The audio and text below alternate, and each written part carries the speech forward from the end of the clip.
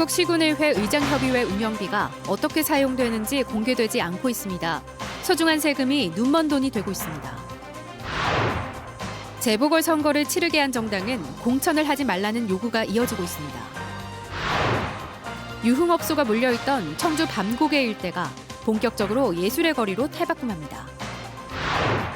방학을 맞아 시각장애 학생과 비장애 학생이 함께 체험활동을 하며 서로 이해하는 자리가 마련됐습니다. 여러분 안녕하십니까? 계속해서 충북 지역 뉴스입니다. 일반 의원들과 달리 사전 심사를 받지 않는 의회 의장단 해외 연수 지난주 보도해드렸었죠. 그런데 문제가 이뿐만이 아니었습니다. 매년 의장협의회 운영비로 수천만 원의 세금이 지원되는데 어디에 어떻게 썼는지 공개하지 않아도 돼 말 그대로 눈먼 돈이 되고 있습니다. 이지영 기자입니다. 각 시군 의회를 대표하는 의장으로 구성된 협의회. 지난 5일부터 4박 6일 동안 충북 11개 시군 의장과 부의장 일부, 수행원 등 모두 30명이 인도로 떠났습니다. 수행원은 각 시군 의회의 공무 출장비로, 의원들은 협의회 예산으로 여비를 충당했습니다.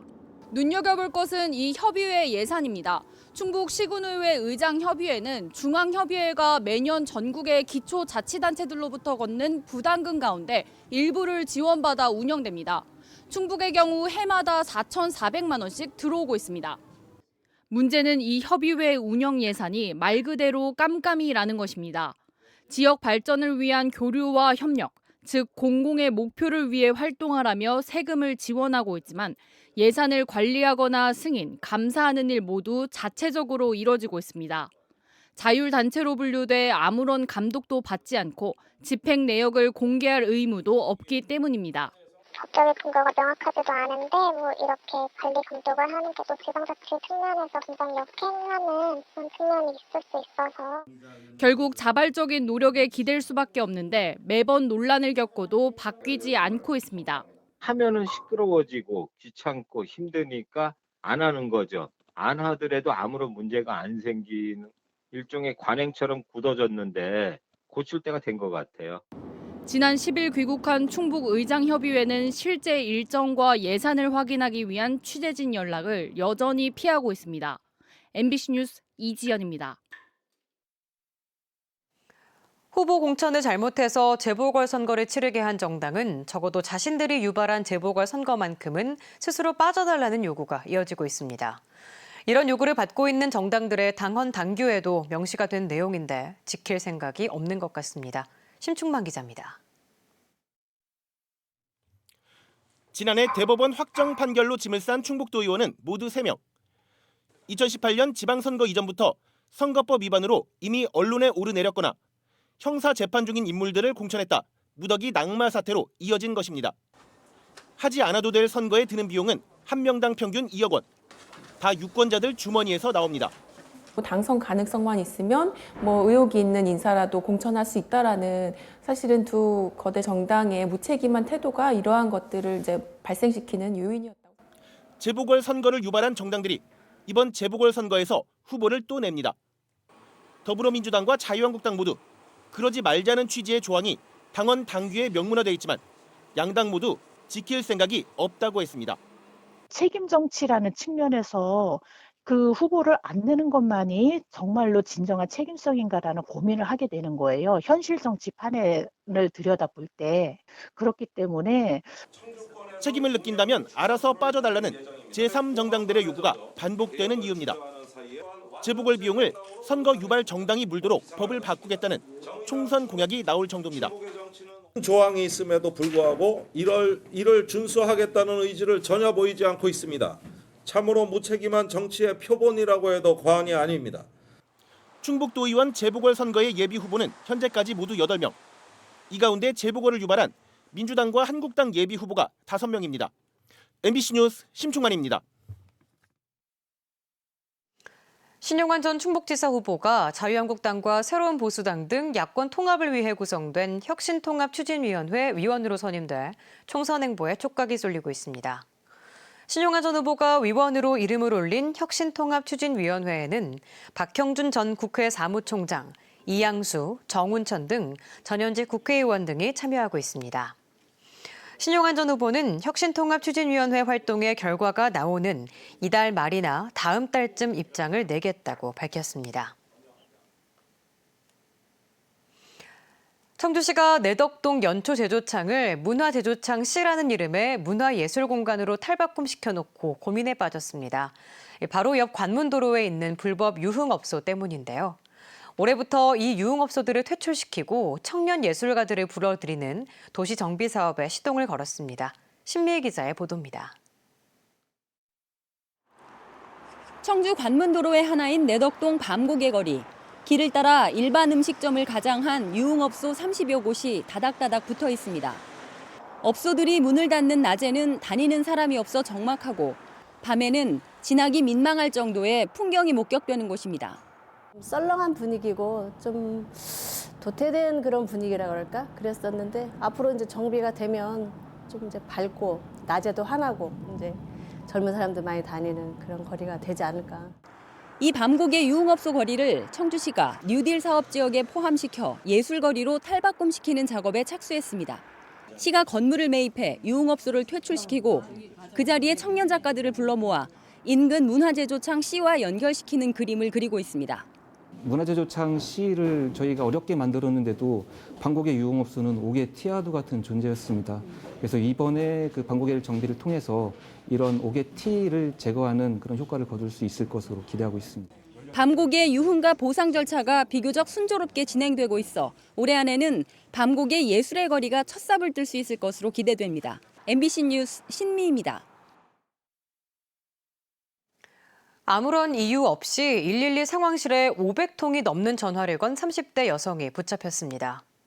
청주청원경찰서는 어제 자정부터 오늘 새벽 5시까지 5시간 동안 청주시 율량동 자신의 집에서 112 상황실에 전화 533통을 건 38살 여성을 체포했습니다. 경찰은 휴대전화 발신기 추적으로 김 씨를 현행범으로 체포해 구체적인 범행 동기 등을 조사하고 있습니다.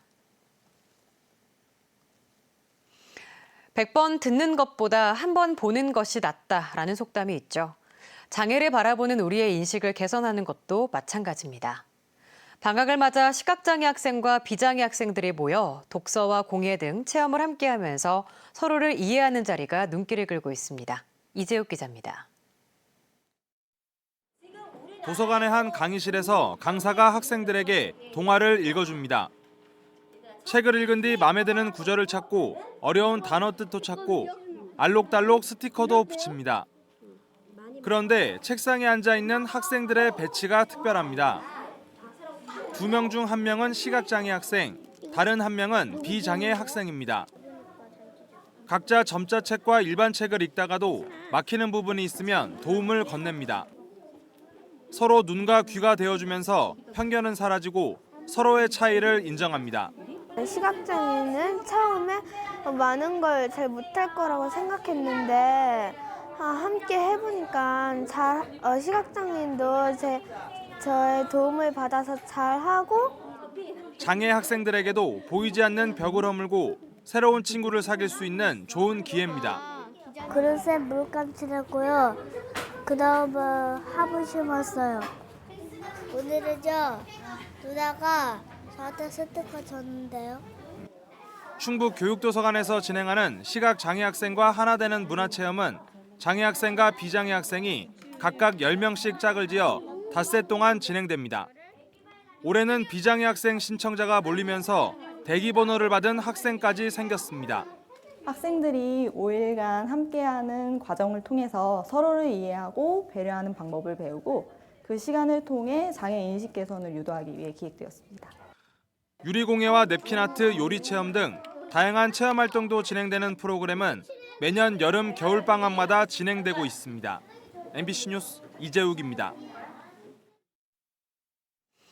올해 충북도 내 초등학교 입학 대상 어린이 가운데 4명의 소재가 확인되지 않고 있습니다.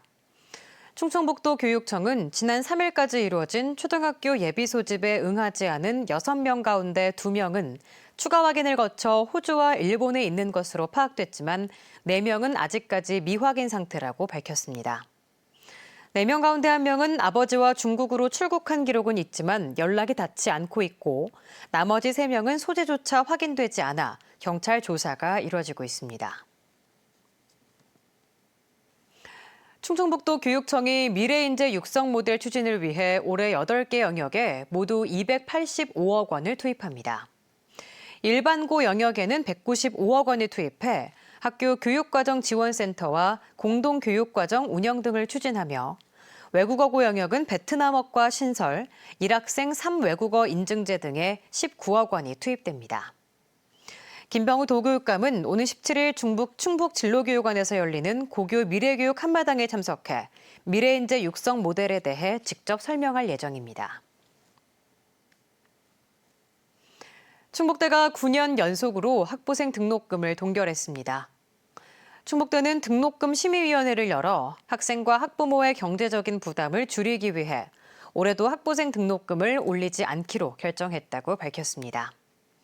다만 대학원은 법학전문대학원을 제외한 일반대학원과 특수대학원 5곳의 수업료를 1.95% 인상했습니다.